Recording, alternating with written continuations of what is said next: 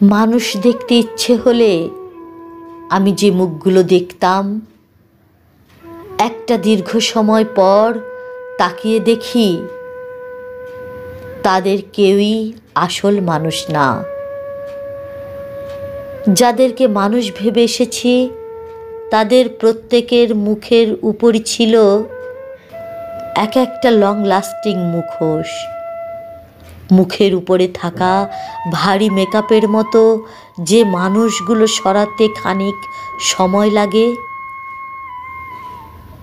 সেগুলোকেই মানুষের মুখ ভেবে নিজস্ব অস্থিরতায় স্বস্তি পেয়ে এসেছি এতদিন। মানুষের সন্ধানে আমি বহু মুখ ঘুরেছি, কোথাও মানুষের দেখা মেলেনি। বিনিময়ে পেয়েছি লং লাস্টিং মুখোশ। ভাবলাম এবার নিজেকে দেখি।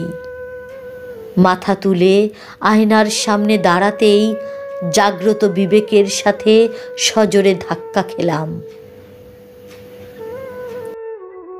আমাকে ঘিরে মানুষের ভালো সব ভাবনা এবং একান্ত ব্যক্তিগত আমি, এ দুয়ের মধ্যে বিশাল ব্যবধান, বিস্তর ফারাক।